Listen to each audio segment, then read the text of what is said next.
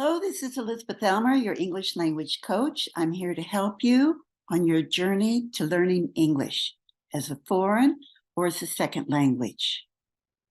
Today, I'd like you to meet Jamie. Jamie's from England, and watch how he lives and goes to America, to the United States. See how he visits and lives in 3 different areas of the United States, each one really very different from the other. How he has culture shock in the 3 different places. It'd be fun for you to see what the differences are in the 3 different places that he lives. Then he comes to Mexico City, which is a whole different culture shock. Falls in love, has a Mexican girlfriend, which he still has, even though he's back in England. See how his love for soccer combines with getting 2 degrees in business, and how he's able to combine both of his passions, business and soccer. I'm sure you'll enjoy listening to Jamie and practicing your English at the same time. All best wishes to you all, and I hope that you enjoy meeting Jamie. Bye-bye. Good morning and welcome to our Fluency Club number 16. We have a special visitors today, Ale Hernandez from Mexico and Jamie from England. Jamie, can you pronounce your last name for me, please? It is Cousins. Cousins. Oh, Yeah. like primos. Oh, well, that's easy to remember. Well, a special welcome to both of you, and we're so happy that you're here. You know, Ali probably knows this, and I know Maritza does because she's with the Fluency Club all the time. But what we do is we meet on Saturday mornings and we practice our English. So it's like a conversation club, and people get confidence in speaking English as a foreign language. And so basically, I wanted to have them listen to Jamie's English, you know, a British accent. And what's interesting is most of my students don't recognize that it's different from an American accent. So this is very interesting situation. But also to let us know about, you know, the difference between Mexico and England. So Jamie, tell us about your life. Tell us about how you came to Mexico and what you're doing now. And thank you both for being with us, and Maritza as well. No, thank you for having me first and foremost. When Ali told me about it, it was nice to have a conversation with you guys. Obviously, I coach soccer, football here in England. I left England to go to America when I was 18 to play soccer on a scholarship at a university. So I was 7 years in America. So I lost my English accent for a little bit. Sorry? In the United States, Jamie? In the United States, yeah. Yeah, so 4 years in Kentucky, 2 years in Missouri, and a year in Las Vegas. Oh, my. So that was an adventure. And then I still wasn't ready to come back to England, so I moved to Mexico City, and that's where Ali and I met each other. And to obviously coach soccer again, just in a different environment, and to obviously help me develop, you know, professionally. So, and now I'm back here in England.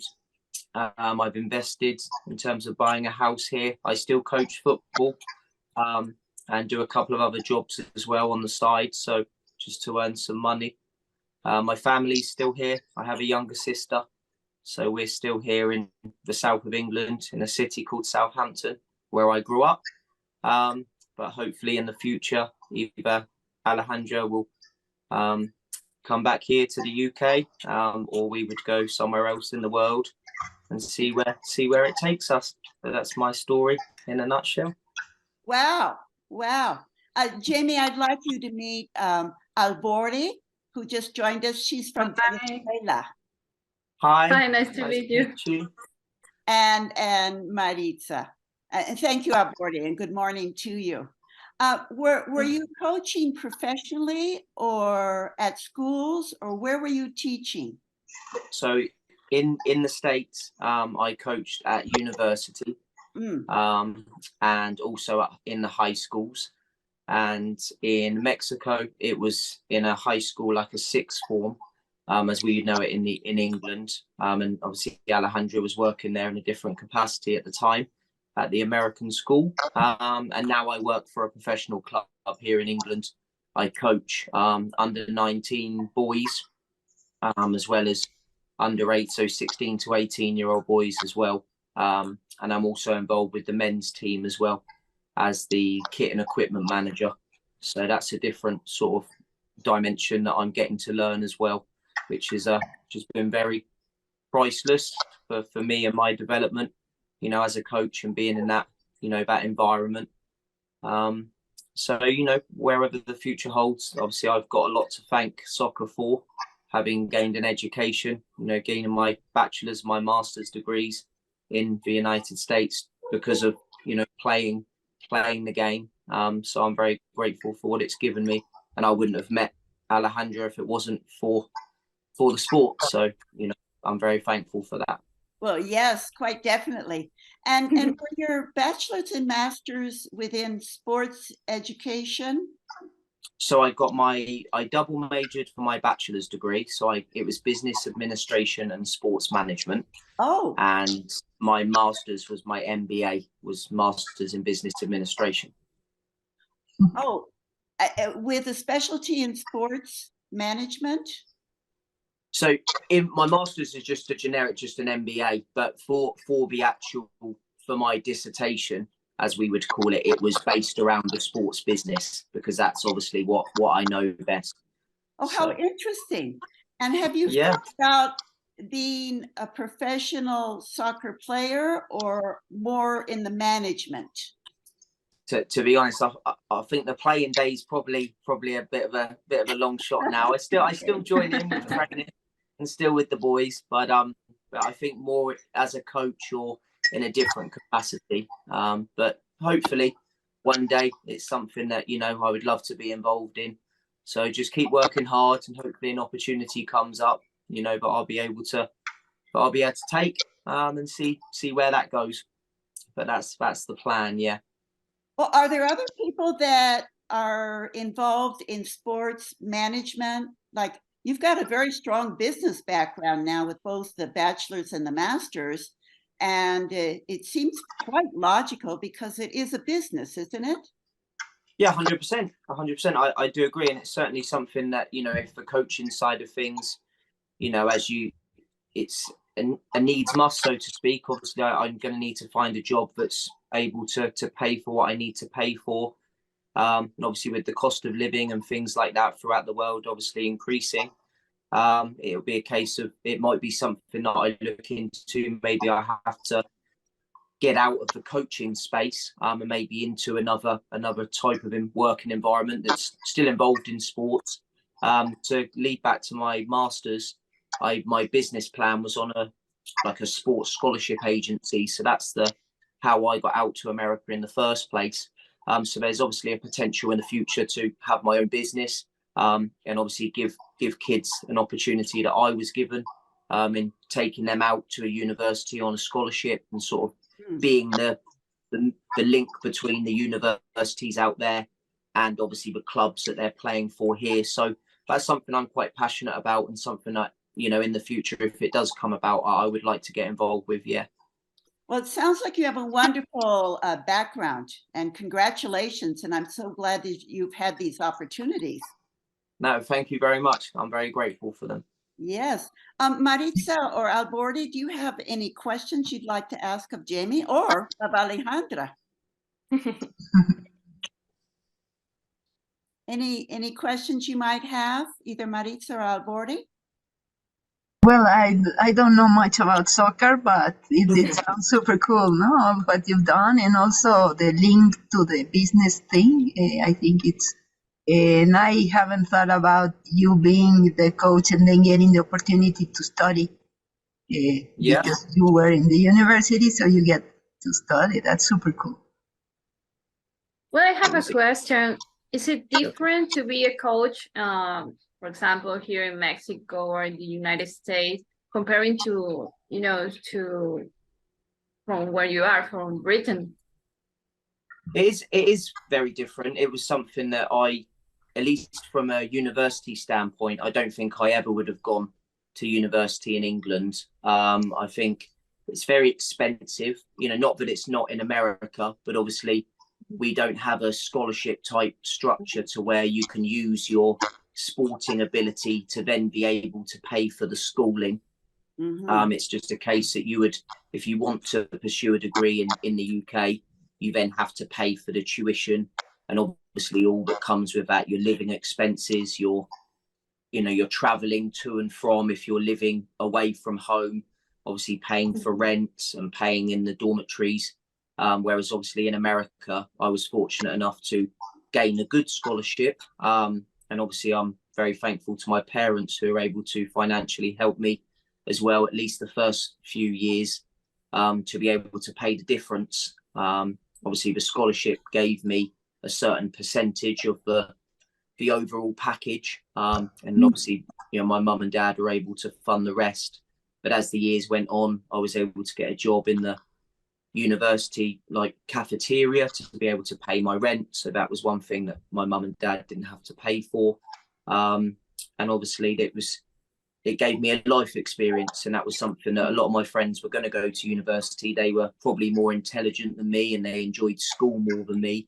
But they didn't like the idea of leaving home, whereas for me it was something that I was quite excited about.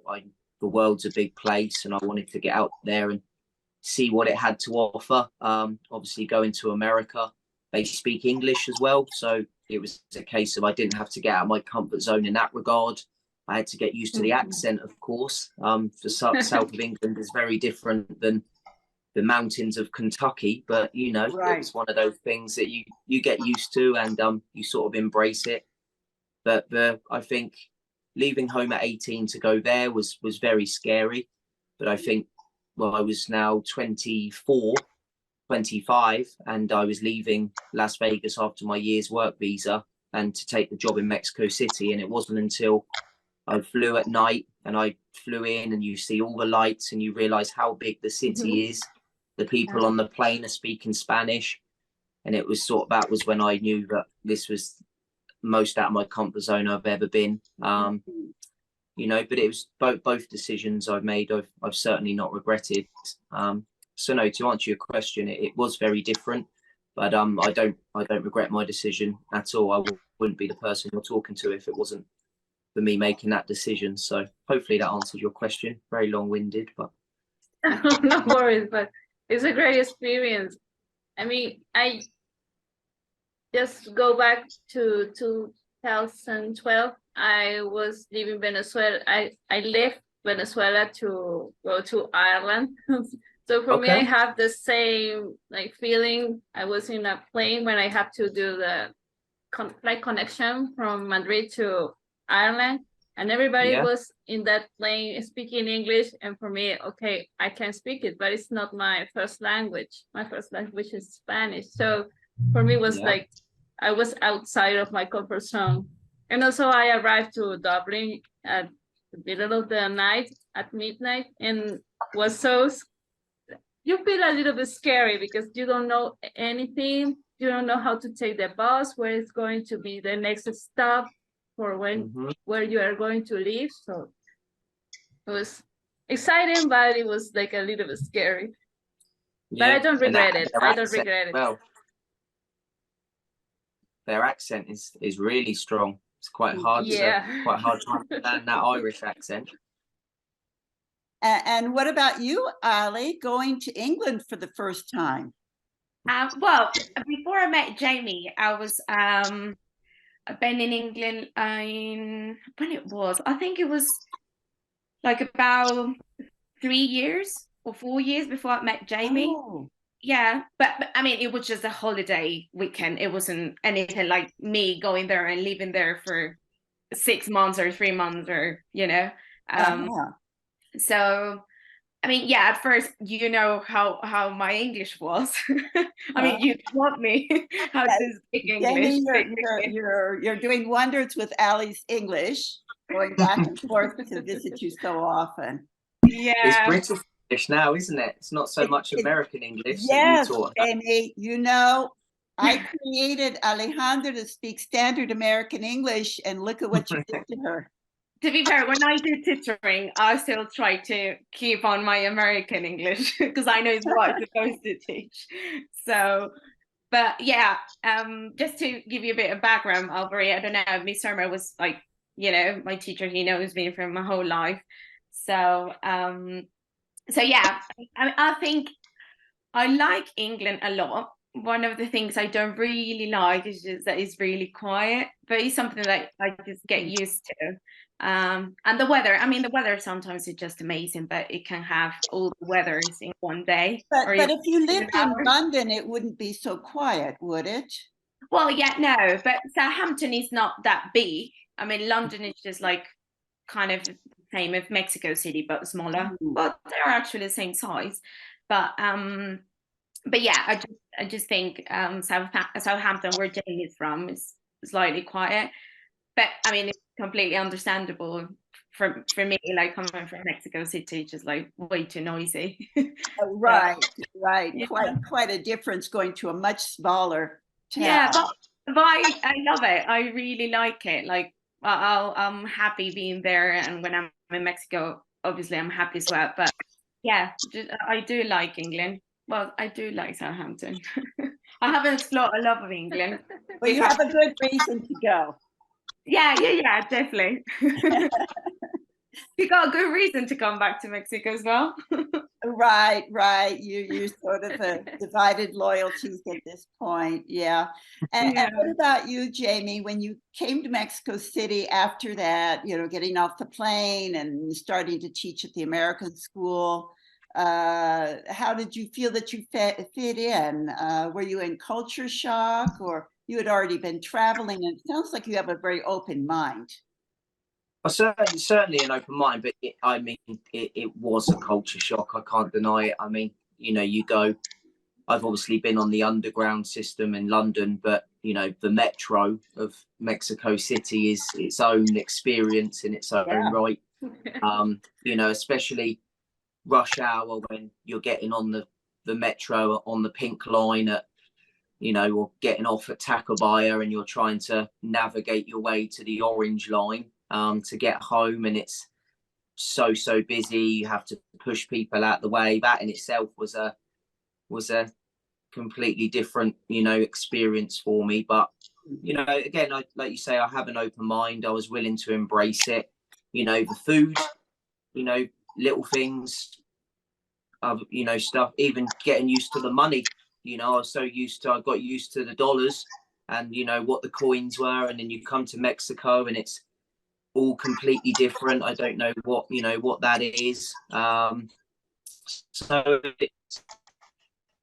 I was just fortunate that obviously we're in the American school, you know, pretty much 90% of, you know, members of staff and the kids spoke English. So that quickly became a comfort zone, somewhere where I could just, you know, especially in the coaching aspect of things, be myself. And then as you start to learn the basics of Spanish, the colors, the directions, you could then, especially when you coach the kindergarten kids who mum and dad are both, you know, Mexican, they're speaking Spanish at home and they only get to learn English at school.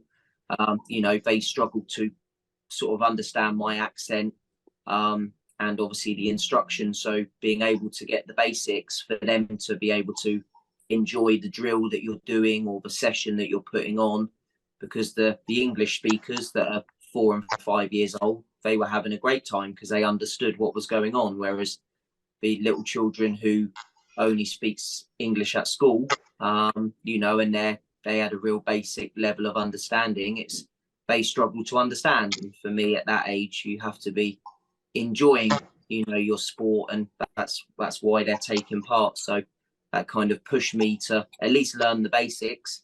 You know, more for their benefit, really. But yeah, it certainly was a culture shock. I mean, I've never been anywhere, you know, 25 million people that Mexico City has. So yeah, it was it was cool though. I love it. You know, part of what I'm hearing both Ali and Jamie, you saying is part culture shock and part urban shock. You know, it's like the size of the city. So Yeah. Southampton, I don't really know how many people are there, but certainly not 25 million. So No. I noticed this once many years ago when I was the director of the Binational Center, and we had students from Waco, Texas, which is very small, Okay. and they were coming Mhm. to Mexico City. And I noticed, Ali, when we were at CEMAC, that they were not only in culture shock, Mexico, United States, but they were kind of like in an urban shock, you know, the difference of coming from a very small town to a huge megalopolis. So I think that that's important also to realize, you know, that if you were in a smaller town or the same size town that you're used to, right, it makes a Yeah. difference in the shock of it all. Were you the only person at the American school, Jamie, that was from the UK? No, there was probably about most of the soccer program. There was about 5 or 6 of us that were from England, different Oh, parts really? of England. Couple of boys from the north, couple from the middle, and then I was the furthest south out of all of us. There's a couple of those boys now, but I still keep in touch with. So it's nice to obviously still hear a few of them have moved on to different schools in the city now, like being PE teachers and stuff like that, and still coaching. But no, and also they had a large population of American teachers that were, you know, teaching various age groups throughout the school, different subjects. So, you know, there was a lot of, you know, English speakers, as I say, which was obviously made it a comfort zone for me. And, you know, I felt comfortable there within the school. Had you thought about applying for a British kind of school in Mexico City? I certainly did think about it. It was just a case of I'd already sort of made my mind up to come back to England because I wanted to pursue my coaching education. Because if I'm able to get it here in the UK, it's sort of recognised globally if I get to a certain level. And the level I set out to get, obviously COVID got in the way, so that kind of, you know, put the plans back a few years. But I'm due to get that certificate at the end of this year, so I'm still on track for that. And then that would allow me to then, you know, go and coach, you know, whether it be back in Mexico.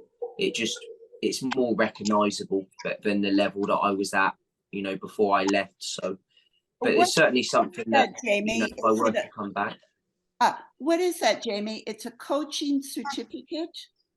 Yeah, so the European like governing body for football, for soccer, is something called UEFA. And what I'm going to get signed off for is my UEFA B. So that's a level that's recognized around the world to have, like, you know, that along with experience, that's like the minimum requirement really for if I were to try and become a head coach at a university in America, or become a coach in Mexico, maybe for a club team like Club America or Pumas, that they would see that and think, you know, okay, he's of a reasonable standard.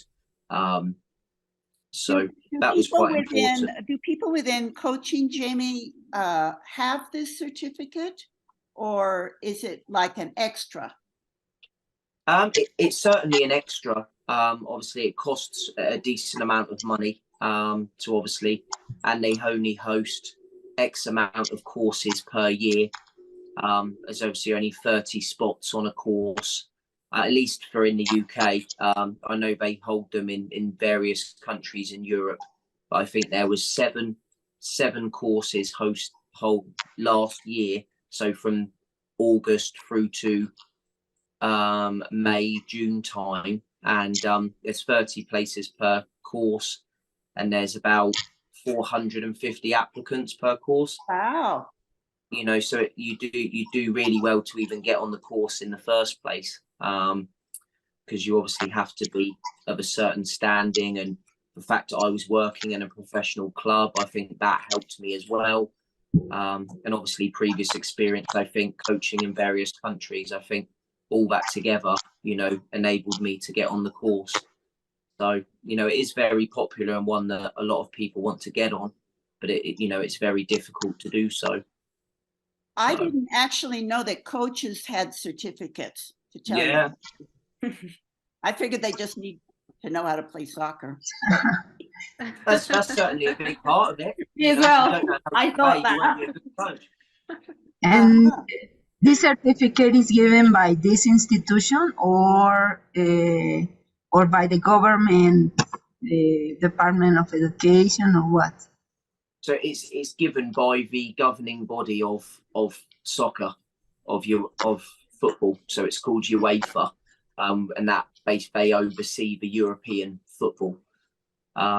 So then it's through the English Football Association, so the governing body of the game here in England, but it's the overall certification is covered by the European body of football.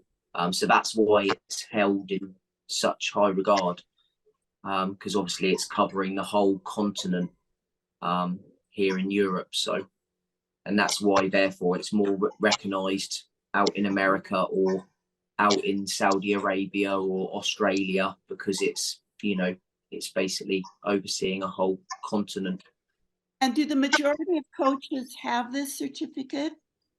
If you were to coach, professional level, then all those coaches will hold like a minimum of, you'll be obviously the higher up you go, there's your UEFA A, which will allow you to coach at every professional level, and then at a men's capacity, and then there's your UEFA Pro license, and that's for the top coaches. So they're the ones that are coaching in the best leagues in the world.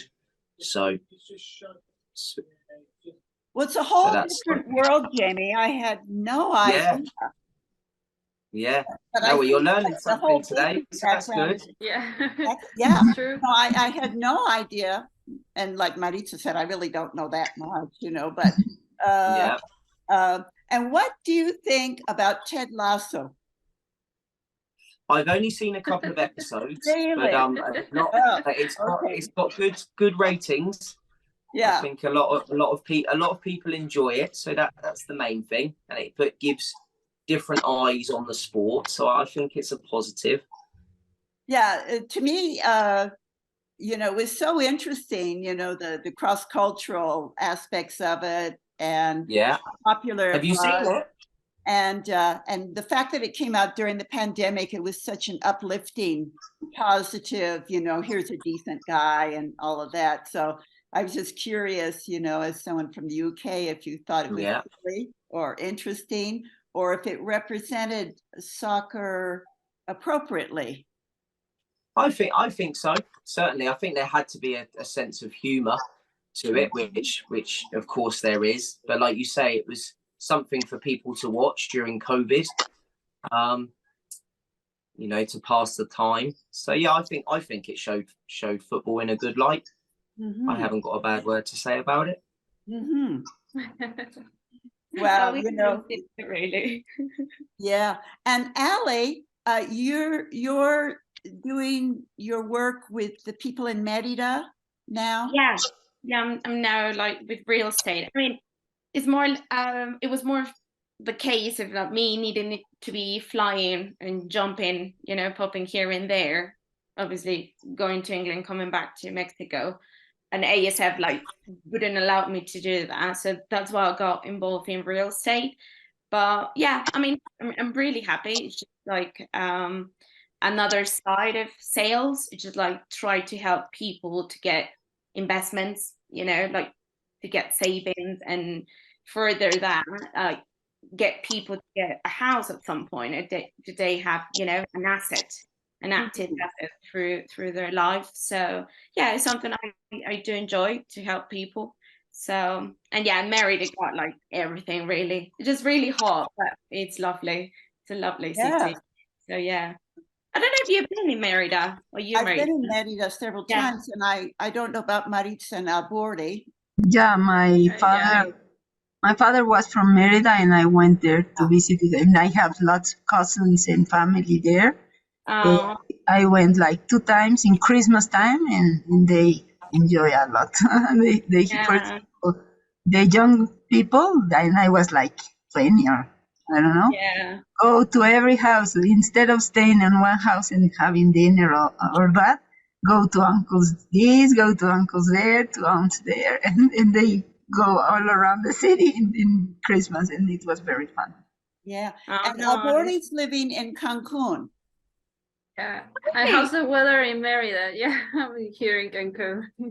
I mean, I'm currently in Mexico City, but I'm meant to be next month in Merida, or at the end of the year. It's just like I just figure out my schedule through work. But I think it's quite rainy at the moment. My mom and dad are there. Yeah, and my sister lives there actually. So yeah, I mean, my sister's quite familiar with the weather already. Like, Okay. she knows it's hot, but she's used to it. It's not like me, mom, and dad. Like when we get there, we just sweat a lot, even though it's raining. But we like it. I mean, at some point you get used to it. If you spend a month there, then you'll be familiar with the heat.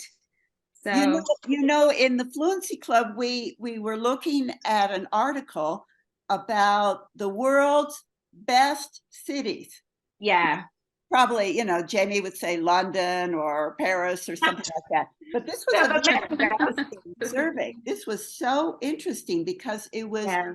a poll of readers of a magazine called Travel and Leisure. So these Mhm. were people that were all like tourists. They were traveling. So they were talking about the best cities of the world for being a tourist. But they Yeah. started with London or Paris, etc. It was very unusual. And one of the cities they listed was Merida Yeah.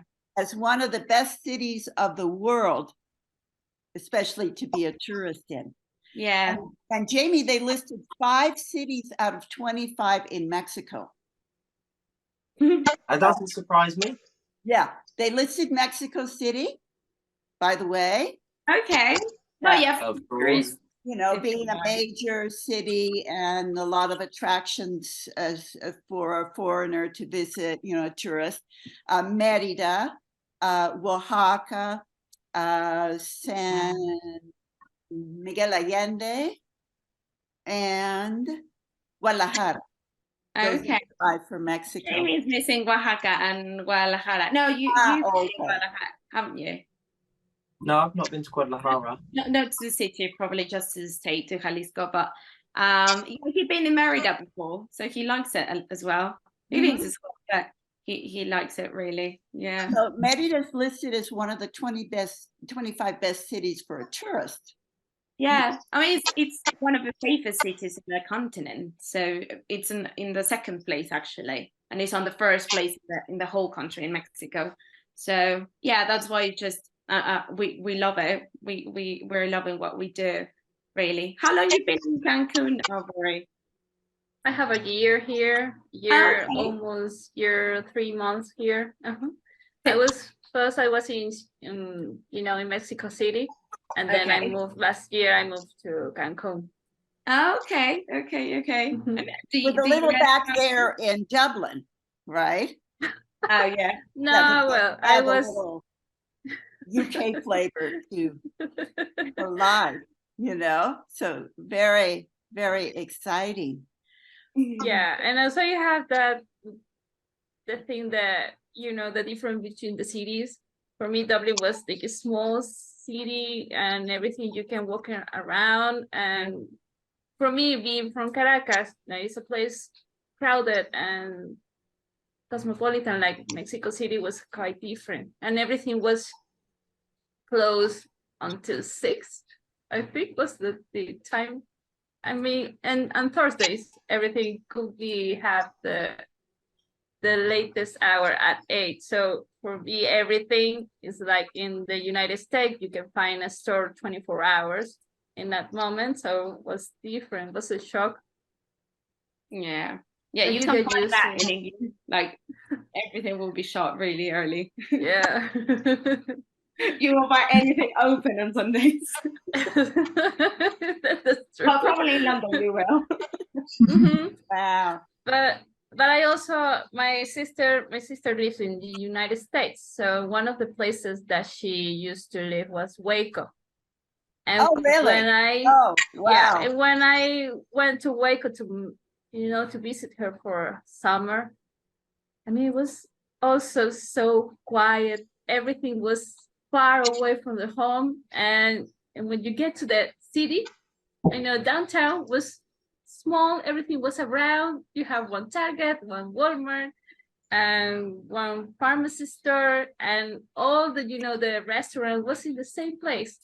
I say, okay, this is the smallest place that I went to. You've ever been to in your life. Yeah. Yeah. And what about you, Jamie? You went at Kentucky, Las Vegas, and what was the other one? Missouri, Oh, three really different places. very. I mean, did you notice the difference in the culture of those three? Certainly. I mean, the people were very different, very nice, but very different. Obviously, in the mountains of Kentucky, just very, very, very rural indeed. Not a bit like Albore said, everything was just there in one place. There was the Walmart, there was, little clothing stores, there was a few fast food restaurants, but where I was a really small town. Missouri I was in between two bigger cities, but there was a bit more going on where I was. There was a university a larger university about 20 minutes up the road. So there was a bit more going on, but it was the Midwest. It was very flat. We didn't have mountains there. Still very green, but very, very different. And then the obviously Las people very Vegas. conservative also. Yes, yeah, very much so. Very nice, but very conservative. Yes, definitely. And then obviously Nevada, Las Vegas, I'm out in the desert. So when it was hot, it was a different type of heat. It was very dry, whereas in Kentucky or Missouri, it was like a sticky, like a humid type hot. Mhm. So, it was very, very, very different, but you learn to get used to it, a bit like when you're living in Cancun or in Merida. You get used to that type of heat, I guess, if you've been there for a while. Yeah. Well, what fun. I'm so glad that you've all had a chance to travel so much. And definitely you need to be very open-minded and willing to understand the differences and the similarities between the different cultures. Obviously, English being, the international language at this point. That's for sure. By the way, Ali, we probably won't actually have the rest of the Fluency Club today, by the way, girls. But one of the things we've been doing in the Fluency Club is we've had this sort of a virtual trip to the beach. Well, Albordi lives at the beach, but the rest of us are like here in the city. So I make my little display behind me about the beach, and I get my beach clothes out, and we're kind of playing around here. But last week we played Bamboozle. Do you know that one, Ali? No. Oh. It's more like a Kahoot game thing. Marisa, can you just explain really quickly? I know Jamie needs to run because Yeah. Okay, this is really you want me to share or? Well, why don't you tell them about it? Yeah, it's a game like they are cards, but virtually, on the screen. You pick a card and then they say, go and get, it's like scavenger hunt. Okay. Go and get an umbrella or a towel or this and that. There are many of those games with different, I think it's mainly to learn English, but it's a lot of fun, Yeah. So we did this one last week because we're doing this beach theme to work on fluency and vocabulary and etc. So we played this game, which is kind of a game of chance. I want number 3, and then it turns over and it says, can you find, and there's a picture of, say, a turtle. So you say the word turtle, but it's also a game of chance. So it might turn over. This is like Las Vegas, Jamie. It might turn over and it says you win 15 points, or it might turn over and says you lose 25 points. So Or it's sometimes part English and part a game of chance more than anything else. And Ali, I think it'd be fun for you to play this with Ian when you next. Yeah, for sure. Yeah. I'll make sure. I'll get in touch with Marisa so I can get the name or the link. Get Yeah. it's lots of fun. Yeah, And we have to get in touch, Ali. sure. I'll be happy to come back and get more involved because that might tutoring. Yeah, definitely. Maybe Jamie doesn't know that, but Ali was my assistant teacher. No, when you were Yeah, like, it was like it was my sister first, then it was myself, and then we were teacher, both teaching. she was like 11, 12 or something. She was. yeah, Jamie and Alborti don't know that Maritza, No. Ali, and I have known each other forever. Forever. Both knowing Ali's parents way Yeah. before she was born, both having worked with me at different schools, and Maritza having worked with me, et cetera. But you know, it's a pleasure. It's a pleasure meeting you, Jamie. I hope you take good care of our co-national. Well, not exactly all of us, but our Ali. Okay, take good care of Ali, especially when she's in England. Okay. I will do. I'll do my best for you. Of course, we expect you to, right? And thank you so much, both Ali and Jamie, for being with us. Jamie, it's probably what, 6 or 7 or something at night. Yeah, it's 6:45, so 6:45. So I'll probably go have my dinner here shortly. 7 hours difference, right? Yeah. Which is kind of confusing when I'm communicating with Ali. I have to ask the phone, you know, what time is it, right? You know, 4 o'clock. But you know, I know it's a Saturday and probably you have life to live. But Maritza, Alborti, I think what we'll do is we'll wrap up our session today and we'll actually do our real Fluency Club next Saturday. And obviously, you know, it's a pleasure seeing all of you. Thank you, Jamie, so much for being with us. It's so interesting what you're doing. And I think having the business background is just brilliant on your part. You know, it's such a wise decision from my point of view, you know, to combine what you love of soccer with the business background, you know, keep it all organized. It reminds me of running art exhibits and touring musical groups when we were at the Binational Center. We would bring in a group, say, from the United States, and we'd tour them around the Binational Centers. And we always had to have somebody as the cultural director that was organized. And that usually meant not an artist, interestingly enough. You know, Maritza and Alborti are both graphic artists, and thank God they're organized. But, you know, the stereotype of the artists being, you know, not too organized. And I said, no, with the touring groups, I need somebody who could get them on the plane, get them off the plane, you know, do the, you know, organizational kind of things. And I think the same, without knowing about soccer, but I think the same of soccer, of the sports management. You need somebody that's organized, right? That can certainly take decisions and keep things organized and not just have fun playing soccer, but there's all, as you know, a world out there to keep organized and sell the tickets and whatever. And so I just think this is so wise of you, and getting your new certificate, and all best wishes to Jamie. I know that we'll be in contact, and we appreciate the time you've given us today. No, you're very welcome. Thank you for having me, and lovely to meet all you ladies. I hope you have a nice rest of your day. Have a nice weekend. Thank you. We're going to practice our British English, and actually we're going to work on your American English again, but what a wonderful excuse to be speaking British English. And I'm so happy that you've had the opportunities to meet Jaime and to travel back and forth. And this is Yeah. such a wonderful Thank opportunity. you. Now that Lovely to Thank see you you. for joining Thank us you. today. Any last comments or questions before? Yeah, now that the world is like in the computers, no, like a digital world.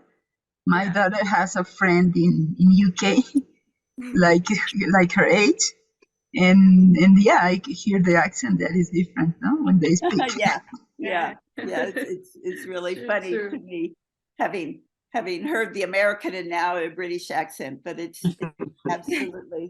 absolutely wonderful. You know, Yeah. once I met a very nice man from London, but he was of India, from India, and Oh. I started speaking sort of a combination of Indian English and British English, and everybody kept saying, "Who have you been talking to?" Right? You know, start picking up accents. So it's lots of fun.